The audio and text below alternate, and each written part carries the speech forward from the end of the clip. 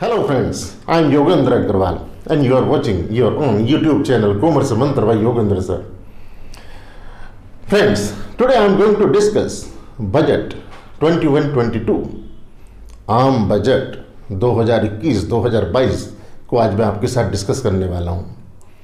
Friends, आज के इस बजट को मैं एक आम आदमी की भाषा में डिस्कस करने वाला हूँ. कोई टेक्निकलिटी नहीं, कोई टेक्निकल लैंग्वेज यूज नहीं करूँगा. टेक्निकल लैंग्वेज को आसान भाषा में, आप लोगों की भाषा में बना करके आपको समझाऊंगा कि बजट क्या है. मान लीजिए आप सुनते हैं फिस्कल डेफिसिट. अब ये फिस्कल डेफिसिट क्या है, इसके क्या मायने हैं, ये कैसे कवर किया जाता है, मैं आपको आसान शब्दों में चीज़ें समझाऊंगा. आम आदमी के लिए, मिडिल क्लास फैमिली के लिए इस बजट में कुछ मिला है या नहीं मिला है, ये मैं बताऊंगा. पेट्रोल डीजल महंगा हो गया, 4 रुपये डीजल पर बढ़ गए हैं, 2.5 रुपये. भ्रम की स्थिति है, पेट्रोल पर बढ़ गए हैं, 1 पैसा भी नहीं बढ़ा है. कंज्यूमर की जेब से 1 पैसा भी नहीं फालतू जाएगा. इवन 1-2 पैसे पेट्रोल तो सस्ता ही हो रहा है. जब आप इसकी विश्लेषण करेंगे, मैं आपको बताऊंगा कैसे, ये कैसे पॉसिबल हुआ है और किस तरह से भ्रम फैल गया है. साथियों, बहुत सारी ऐसी चीज़ें हैं बजट में जो एक आम आदमी की भाषा में अगर समझाई जाए तो हम कई भ्रम से बच सकते हैं. फ्रेंड्स, ये बजट कोरोना काल के बाद पहला बजट है और इस बजट में ऑफ कोर्स बहुत सारी दिक्कतें वित्त मंत्री जी को भी, निर्मला सीतारमण जी को फेस करनी पड़ी होंगी, क्योंकि हमारे पास खर्चे के लिए ज़्यादा परिस्थितियां बनी हुई हैं. लेकिन हमारी जो सोर्स ऑफ इनकम है, सरकार की जो सोर्स ऑफ इनकम है, उसकी निश्चित रूप से एक लिमिट हो गई है इस कोरोना काल के समय में. किस तरह से, जैसे हम, अगर मैं आम आदमी की भाषा में बात करूं, हम और आप जो कुछ कमाते थे, हमारी कमाई तो, सोर्स ऑफ अर्निंग तो लिमिटेड हो गई है. चाहे वो हम नौकरी करते हैं तो सैलरी एक लिमिटेड मैनर में अब हमें मिलती है. अगर हम कोई बिजनेस करते हैं तो उस बिजनेस में स्लो डाउन है. मतलब हमारे सोर्स ऑफ इनकम, लेकिन खर्चे कम नहीं हो रहे हैं. इवन कई मामलों में खर्चे बढ़ने की बात हो रही है. तो इसी तरह से सरकार की भी तो बात है. तो कैसे मैनेज किया है सरकार ने, मैं आपको बहुत आसान शब्दों में ये चीज़ समझाने वाला हूँ. दोस्तों, अगर आप इस चैनल पर नए हैं तो प्लीज़ इस चैनल को सब्सक्राइब कीजिए. दोस्तों, अगर ये वीडियो आपको थोड़ी सी भी पसंद आती है तो इस वीडियो को लाइक कीजिए, ज़्यादा से ज़्यादा शेयर कीजिए. बात करते हैं आम बजट की. तो जब हम आम बजट की बात करते हैं तो हमें ये देखना है ये बजट कितना आम है और कितना ख़ास है. आम आदमी के एंगल से ये बजट कैसा है, इसको हम अच्छा बजट माने या एक बुरा बजट माने या एक सामान्य बजट माने. इससे पहले कि हम कुछ और बात करें, मैं हल्का सा इस बात पर भी आपका ध्यान आकर्षित करना चाहता हूं कि बजट होता ही क्या है. अगर मैं बजट की बात करूं तो हम सभी लोग बजट बनाते हैं. हमारे घर में गृहिणियां तो मंथली बजट बनाती हैं. बजट का मतलब सिंपल सा भाषा में अगर मैं बताऊं तो हमारे क्या सोर्स ऑफ इनकम है और क्या हमारे एक्सपेंसेस हैं, उनको मैनेज करना है. अगर हमें एक्सपेंसेस ज़्यादा करना पड़ रहा है किसी मंथ में, घर के लेवल पर अगर मैं बजट की बात करूं तो हम उसे कहीं ना कहीं से अरेंज करते हैं. तो इसी तरह से सरकार भी, जब सरकार को खर्चा ज़्यादा करना पड़ता है और उसके सोर्स ऑफ इनकम कम होते हैं, तो वहाँ पर वो अपने इस बजट की कमी को पूरा करती है. किस तरीके से, तो सबसे पहले मैं इसी के बारे में बात करना चाहता हूँ. एक फिस्कल डेफिसिट नाम की चीज़ होती है जिसे हम घाटे का बजट कहते हैं. इस बार घाटे की अगर बात करें, फिस्कल डेफिसिट की बात करें तो 9.5% जीडीपी का बहुत बड़ा घाटे का बजट है अगर एक एंगल से देखें. और सिंपली सुनने में तो लगता है कि भाई इतना घाटा कैसे पूरा होगा. मैं आपको हल्का सा आइडिया देता हूँ कि जब घाटे का बजट आता है तो सरकार 2 तरीके से उस घाटे को पूरा करती है. या तो नई करेंसी छाप करके वो मार्केट में उतारती है, नई करेंसी छाप करके उस घाटे को पूरा करती है. लेकिन ये एक अच्छा सॉल्यूशन नहीं माना जाता है, ये हेल्दी इकोनॉमी के लिए अच्छा नहीं माना जाता है. एक दूसरा तरीका है कि लोन लेकर के सरकार अपने इस घाटे को पूरा करती है और जहां उसे खर्च करना है वो उसे खर्च करती है. दोस्तों, अब बात एक मैं आपको बहुत साधारण शब्दों में समझाता हूं कि अगर आपने लोन लिया, लोन लेने के बाद आप उसे वापस कैसे करेंगे ये सोचा नहीं है आपने. आपने लोन किसी ऐसी मद के लिए ले लिया, किसी ऐसे एक्सपेंस के लिए ले लिया जिसमें खर्च हो गया और बात खत्म, हमने खा पी के बराबर कर दिया, तो अब लोन उतारेंगे कैसे, उसका इंटरेस्ट देंगे कैसे। यहाँ मैं निर्मला सीतारमण जी, हमारी जो वित्त मंत्री हैं, उनकी तारीफ भी करना चाहूँगा कि उन्होंने जो ये प्रोग्राम बनाया है, जो बजट के प्रस्ताव दिए हैं, वो बजट के प्रस्ताव में उन्होंने इस पैसे को, इस घाटे के बजट को कुछ लोक लुभावन योजनाओं के लिए इस्तेमाल नहीं किया है, बल्कि उस घाटे के बजट को उन्होंने इंफ्रास्ट्रक्चर पर खर्च करने की बात सोची है। दोस्तों, मैं अगर आयुर्वेद की बात करूं तो आयुर्वेद में कहावत है कि हमारे शरीर में होने वाली सभी बीमारियों की जो जड़ है वो जड़ पेट है। यानी कि अगर पेट में कोई बीमारी हो गई है, पेट आपका खराब है, तो समझ लीजिए कि आप कई रोगों से ग्रसित हो जाएंगे। जिन रोगों के बारे में आपने सोचा भी नहीं, वो रोग आपको हो जाएंगे। तो पेट को ठीक रखिए और आप स्वस्थ रहेंगे। इसी तरह से किसी भी देश की तरक्की, ये मेरा अपना विचार भी है, किसी भी देश की तरक्की अगर आप देखना चाहते हैं, किसी भी देश की तरक्की में आप ग्रोथ देखना चाहते हैं, तो मेरे अनुसार भी आपको इंफ्रास्ट्रक्चर पर पैसा खर्च करना होगा। अगर इंफ्रास्ट्रक्चर आपके देश का मजबूत होगा तो आपकी economic condition of course long term में होगी, लेकिन बहुत मजबूत होगी और आप दुनिया में आगे होंगे। कैसे? इंफ्रास्ट्रक्चर में अगर मैं बात करूं बिजली की, पानी की, सड़क की, ये सब इंफ्रास्ट्रक्चर का ही पार्ट है। अब अगर मान लीजिए एक रोड बनती है तो उस रोड में किस तरीके से काम होता है, मैं आपको हल्का सा एग्जांपल देता हूं। अगर मान लीजिए रोड पर पैसा खर्च किया सरकार ने, तो रोड ऐसा तो है नहीं कि रात के रात बन जाएगी या 2-4 दिन में बन जाएगी, लंबा समय लगता है। मान लीजिए कोई 2 साल का प्रोजेक्ट है, मान लीजिए कोई 5 साल का प्रोजेक्ट है। अब इसे बनने में इतना समय लगा, तो आप सोचिए जितने समय वो काम चलेगा तो उसे काम करने वाले लोग तो चाहिए ही होंगे, उस काम पर कुछ लोग तो लगेंगे। इसका मतलब रोजगार सृजित होगा, यानी कि हमें रोजगार के नए अवसर मिलेंगे। जब हम इंफ्रास्ट्रक्चर में इन्वेस्टमेंट करते हैं तो हमें रोजगार के नए अवसर मिलते हैं, इसका मतलब रोजगार को बढ़ावा मिलता है। दूसरा, मान लीजिए एक किसी गांव में किसी किसान ने बहुत अच्छी फसल उगाई, लेकिन उसको 50 किलोमीटर बैलगाड़ी में जाना है, तो उस फसल को रखकर पता चलेगा रास्ते में ही 30-40% खराब होगी। ये सरकारी आंकड़े भी मैं बीच बीच में ले रहा हूँ कि 30-40% हमारी फसल वहाँ तक खराब हो गई। इसका मतलब वहाँ जब किसान पहुँचेगा जहाँ ये फसल बिकेगी, तब तक तो उसका बहुत सारा नुकसान हो चुका होगा। लेकिन अगर हम इंफ्रास्ट्रक्चर पर जोड़ दें, हम गाँवों को सड़कों से जोड़ दें, तो फिर हम उस किसान को मंडी तक लाने में या जहाँ वो फसल बिकेगी वहाँ तक लाने में बहुत समय नहीं लगेगा और उसकी फसल का दाम उसे सही मिल पाएगा।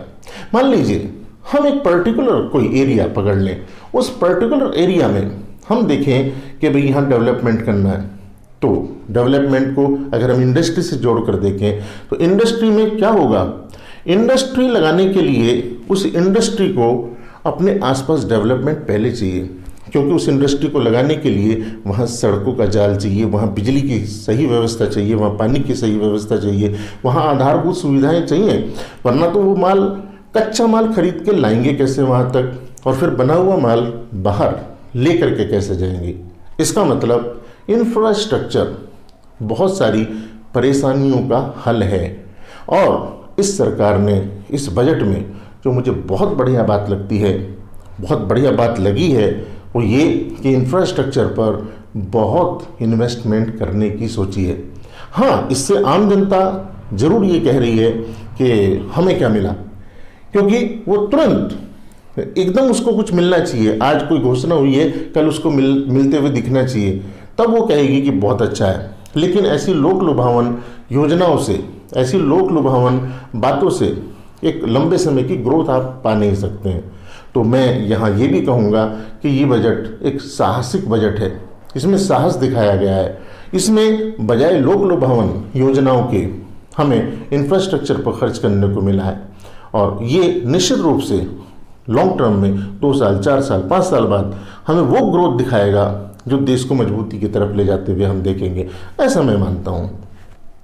साथियों, बहुत सारी बातें होती हैं। अगर मैं मान लीजिए बात करूं बीमा क्षेत्र की, अगर मैं बात करूं बीमा क्षेत्र की, तो बीमा क्षेत्र में मैं अलग अलग क्षेत्रों में आपको समझा रहा हूं कुछ छोटी छोटी चीज़ें। वैसे तो बजट आप भी जानते हैं बहुत बड़ा है, लेकिन आपके काम की कुछ चीज़ें हो सकती हैं, वो मैं आपके साथ शेयर कर रहा हूं। और दूसरा, मैं यहाँ इस लेवल पर एक बात और कह दूं कि अगर आप मेरे, चूँकि जो चैनल है ये कॉमर्स के छात्रों के लिए है, आप कॉमर्स के छात्र किसी भी लेवल के लिए हैं, मतलब आप 11th-12th मतलब स्कूल के छात्र हैं चाहे कॉलेज के छात्र हैं, आप सभी को बजट आप मेरी वीडियो से देख रहे हैं, गुड। लेकिन आप किसी और सोर्स से इसकी न्यूज़ देखें, इसके बारे में सुने, इसे एनालाइज करें, क्योंकि ये आपके लिए ज़रूरी है। कॉमर्स पढ़ रहे हैं भाई आप, इसका मतलब आपके लिए तो बेहद ज़रूरी है ये बजट के बारे में जानना। बीमा क्षेत्र की अगर मैं बात करूं तो बीमा क्षेत्र में एक बड़ी घोषणा हुई है, और हमारी वित्त मंत्री जी ने इस घोषणा में बताया कि हमारा जो FDI है वो 49% अब तक हुआ करता था, लेकिन उसको 74% तक की मंजूरी मिल गई है। इसका मतलब क्या है? इसका मतलब ये है कि अभी आने वाले समय में हम बीमा, हाँ इसके लिए कुछ सुरक्षा जरूर सरकार को रखनी पड़ेगी। आम आदमी जो बीमा करवा रहा है वो सुरक्षित रहे, उसकी पॉलिसी सुरक्षित रहे, उसको सिक्योरिटी उतनी ही रहे जितनी पहले थी। ये तो नियम बनाने पड़ेंगे, लेकिन अगर ये FDI आता है 74% तक की जैसे बात हो गई है, तो इसका फ़ायदा बहुत होगा। कैसे फ़ायदा होगा भाई? अभी हम क्या करते हैं, मैं आपको देसी तरीके से समझाता हूँ। अभी हम क्या करते हैं, हम मतलब यहाँ जो इंडियन सिस्टम में हमारी कंपनियाँ हैं, उन्होंने हमारा इंश्योरेंस किया, बड़े रिस्क कवर किए, लेकिन उन्हें भी तो रिस्क कवर कराना है अपना। यानी कि जो रिस्क हमारा उन्होंने कवर किया, उस रिस्क को वो किसी बड़े उससे या विदेश में जाकर, मैं देसी तरीके से बोल दूं तो विदेश में जाकर के उसका रिस्क कवर कराते हैं। अब हमारा रिस्क कवर किया, उन्होंने बाहर से रिस्क कवर कराया, प्रीमियम उन्हें बाहर देना पड़ेगा, मतलब देश का पैसा बाहर गया। अगर वही FDI के रूप में हमारे देश में ही आ जाए पैसा और यहाँ पर लोग इन्वेस्ट करें, तो हमारे सर्किल में ही वो पैसा रहेगा। हमारे लिए बीमा क्षेत्र में बीमा सस्ता होने की गुंजाइश में देखता हूँ। दोस्तों, मैंने शुरुआत में जैसे कहा बर्तन सस्ते हो जाएंगे। अब बर्तन सस्ते हो जाएंगे का मतलब क्या है? तो कैसे सस्ते हो जाएंगे भाई? तो सरकार के पास एक ड्यूटी होती है, कस्टम ड्यूटी। कस्टम ड्यूटी अगर सरकार उस कस्टम ड्यूटी को घटा देती है, मतलब बाहर से आने वाले प्रोडक्ट पर लगने वाली कस्टम ड्यूटी को अगर वो घटा देगी तो वो सामान सस्ता हो जाएगा। अगर वो बढ़ा देगी उस कस्टम ड्यूटी को उस प्रोडक्ट पर, तो वो सामान महंगा हो जाएगा। सीधा सा फंडा तो ये है। तो अभी क्या है कि हम जो लोहा और स्टील इंपोर्ट करेंगे उस पर कस्टम ड्यूटी कम कर दी गई है। इसका मतलब ये है कि अभी स्टील और लोहा बहुत सस्ता हो जाएगा। जो स्क्रैप आती थी हमारी लोहे की, स्टील की जो स्क्रैप आती थी, उस पर जो कस्टम ड्यूटी लगती थी उसे तो 0 कर दिया गया है। इसका मतलब वो स्क्रैप अब ड्यूटी फ्री होगी तो सस्ती होगी। डेफिनेटली फिर हमारे यहाँ जो उससे वापस से हम स्टील या लोहा बनाएंगे वो निश्चित रूप से हमारे लिए सस्ता हो जाएगा पहले से। अब हमारा जो बजट है, वो बजट में एक चीज़ महंगे सस्ते की अगर मैं बात करूं तो ये भी है कि कुछ चीज़ें महंगी हो गई हैं। और वो मुझे भी शुरुआत में तो लगा कि भाई, जब मैं बजट सुन रहा था, वित्त मंत्री जी बजट पढ़ रही थी, तो पहली नज़र में कि भाई मोबाइल और चार्जर, लैपटॉप ये थोड़े महंगे हो जाएंगे, क्योंकि जो पार्ट हैं विदेश से आने वाले पार्ट, वो उन पर इंपोर्ट ड्यूटी बढ़ा दी गई है, कस्टम ड्यूटी बढ़ा दी गई है। अब ये ड्यूटी बढ़ने का असर क्या होगा? तो भाई इस ड्यूटी के बढ़ने का असर ये होगा, ये सामान महंगे हो जाएंगे। तो मैं सोच रहा था शुरुआत में, बिल्कुल शुरुआत में, टू बी फ्रैंक, कि भाई ये क्या कर दिया गवर्नमेंट ने। तो फिर लेकिन जब एनालाइज किया तो पता चला कि गवर्नमेंट का जो मिशन है आत्मनिर्भर भारत का जो मिशन है, उसको पूरा करने के लिए ये है, वो बाहर से आने वाले चीज़ों पर ड्यूटी लगा रही हैं। इसका मतलब ये है कि वो चाहते हैं कि ये सामान यहाँ बने। जो पार्ट आप बाहर से खरीद के ला रहे हैं वो पार्ट यहीं बनाओ, देश में बनाओ। लेदर सस्ता हो गया है, बाहर से वही चीज़ खरीद के आएगी तो अब महंगी मिलेगी, पहले से महंगी मिलेगी। और जूते अगर यहीं बनेंगे तो फिर वो सस्ते मिलेंगे। इसका मतलब आत्मनिर्भर भारत का जो कंसेप्ट है, मेक इन इंडिया का जो कंसेप्ट है, गवर्नमेंट उस पर जोर देने के लिए इस तरह के शायद इन्होंने ये अटेम्प्ट किए हैं और सराहनीय है। दोस्तों, बजट में और भी कई सारी चीज़ें हैं, जैसे एक पॉइंट बहुत भ्रम वाला हो गया है, मैं पहले अभी शुरुआत में जिक्र किया मैंने कि पेट्रोल डीजल महंगा हो गया है। एक न्यूज़ फ्लैश हो रही थी कि 4 रुपये डीजल पर बढ़ गए हैं, 2.5 रुपया हमारे इस पर बढ़ गया है पेट्रोल पर। क्या वास्तव में बढ़ गया है? The answer is no. एक पैसा भी कंज्यूमर की जेब से फालतू नहीं जाएगा। ये कैसे हो गया? हाँ जी, ये ऐसे हो गया कि इंटर एडजस्टमेंट है ये। कैसे? पहले एक्साइज ड्यूटी लग रही थी पेट्रोल और डीजल पे, जो एक्साइज ड्यूटी लग रही थी जो कंपनियों को पे करनी होती थी, उस एक्साइज ड्यूटी का जो कृषि सेस लगाया गया है, एग्रो डेवलपमेंट सेस लगाया गया है, उस एग्रो डेवलपमेंट सेस को उस एक्साइज ड्यूटी से कट किया गया है। इसका मतलब एक्साइज ड्यूटी कम हो गई और उसका एक पार्ट बना दिया जो एग्रो डेवलपमेंट के नाम से है। इसका मतलब वो भी स्पेशल पर्पस से खर्च होगा, यानी कि पहले भी वो टैक्स लगा हुआ था, किसी और नाम से था, अभी उसको इंटर एडजस्टमेंट करके एग्रो डेवलपमेंट टैक्स के रूप में कर दिया गया है। इसका मतलब कंज्यूमर की जेब से अल्टीमेटली कुछ फालतू नहीं जाएगा। तो घबराने की ज़रूरत नहीं है, ना डीजल पे आपको एक पैसा फालतू देना है और ना ही पेट्रोल पर एक पैसा फालतू देना है। आप जो पहले पेमेंट कर रहे थे पेट्रोल पंप पे जाकर पेट्रोल भरवाने में, वही अब भी करेंगे, कोई दिक्कत नहीं है, बिल्कुल आसान तरीके से। आई होप मेरी बात आपको समझ में आ गई होगी। तो हमारा आत्मनिर्भर भारत की अगर बात करें, अगर हम बात मेक इन इंडिया की करें, उस पर इस बजट में जोर दिया गया है और किस तरीके से, आई होप मेरी बात आपको समझ में आ गई होगी। And there are so many things which we should discuss.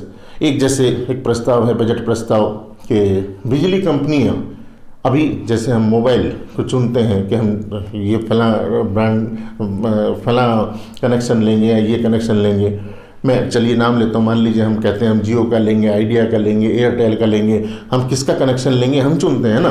अगर हमें सेवाएं पसंद नहीं आती हैं तो हम बदल देते हैं। तो बिजली कंपनियों को चुनने का अधिकार बहुत जल्द हमें मिलने वाला है।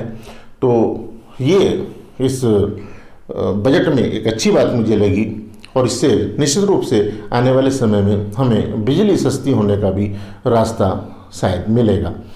तो ये बिजली कंपनियों के विषय में बात हो गई। अगर मैं बात करूं शिक्षा के क्षेत्र में, तो शिक्षा के क्षेत्र की बात में एक उच्च शिक्षा आयोग बनाया जाएगा, ये बड़ी बात है।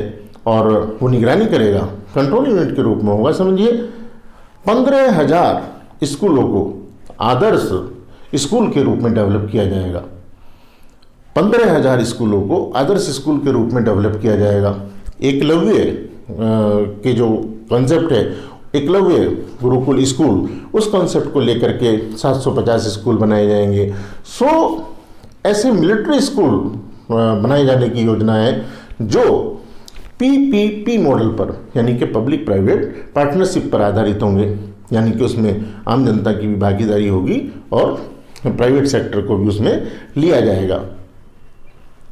एक भ्रम जो है शायद लोगों को, मैं LIC के विषय में बात कर रहा था कि LIC IPO लेकर के आएगी। अब IPO लेकर के आएगी तो ठीक है, अच्छी बात है। अगर किसी वजह से अभी शेयर मार्केट बढ़ा तो शेयर मार्केट का पैसा, मैंने पॉलिसी ले रखी है LIC की, लेकिन मुझे तो उसका कोई फ़ायदा नहीं हुआ, क्योंकि वो पैसा किस रूप में, अगर किसी वजह से LIC का IPO आया हुआ है, शेयर मार्केट बढ़ रही है, तो उसका असर उसकी इनकम पर भी तो पड़ेगा। अगर मैं आज की बात करूं तो शेयर बाजार 5.5 लाख, एक कैलकुलेशन अभी मैं सुन रहा था, 5.5 लाख करोड़ रुपए आज निवेशकों ने कमाए हैं। 5.5 लाख करोड़ रुपए निवेशकों ने कमा दिए हैं आज। एक 2300 के करीब का जंप लिया है सेंसेक्स ने, और बहुत बड़ा जंप है। एक कैलकुलेशन बता रहे थे कि 24 साल बाद ऐसा जंप आया है जो बजट आया, और इतना 2300 से भी ज़्यादा का जंप सेंसेक्स ने ले लिया है। तो बड़ी बात है।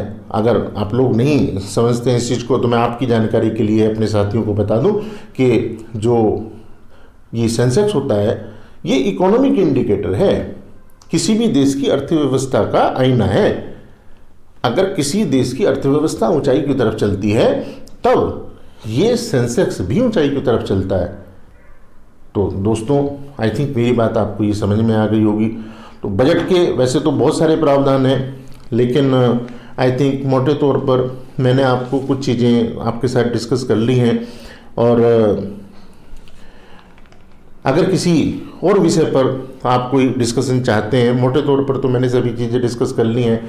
अगर किसी और विषय पर भी आप डिस्कशन चाहते हैं तो आप ज़रूर, आपको ये बजट का जो मैंने आपको जानकारी दी, विश्लेषण आपके सामने किया, आपको कैसा लगा आप ज़रूर कमेंट बॉक्स में भी बताएंगे। एक चीज़ जो मैं वापस से आपको एक बार बोल देना चाहता हूँ, याद रखिए इस बजट को आप कोरोना काल के बाद का बजट है, विषम परिस्थितियों में बनाया हुआ बजट है, लेकिन 35 लाख करोड़ रुपए का बजट है। हाँ, हेल्थ सेक्टर एक रह गया है। हेल्थ सेक्टर की अगर बात करूं तो लगभग 2.25 करोड़ लाख 2.3 लाख करोड़ के करीब का हेल्थ सेक्टर को आवंटन किया गया है।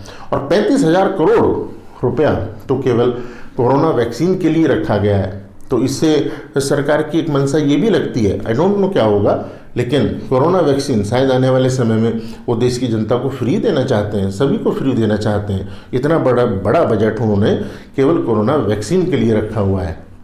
तो इंफ्रास्ट्रक्चर पर जो कुछ खर्च करने के लिए उन्होंने बजट बनाया, उन्होंने जो भी बाकी चीज़ें देखी हैं कि भाई इन फ्यूचर क्या होगा, इस बजट का असर फ्यूचर में 2 साल बाद 4 साल बाद क्या होगा, उसके हिसाब से बजट बनाया।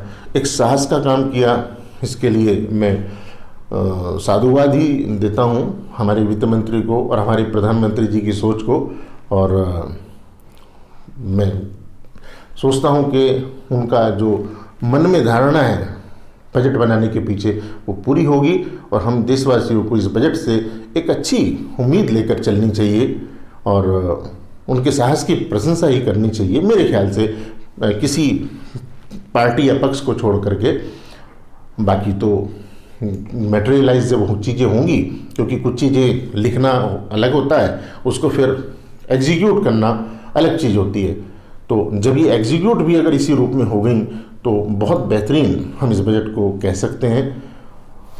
आप सभी लोगों का धन्यवाद। अगर आप इस चैनल पर नए हैं तो प्लीज़ इस चैनल को सब्सक्राइब कीजिए और अगर वीडियो थोड़ी भी पसंद आती है तो प्लीज़ इसको लाइक कीजिए, शेयर कीजिए। थैंक्स।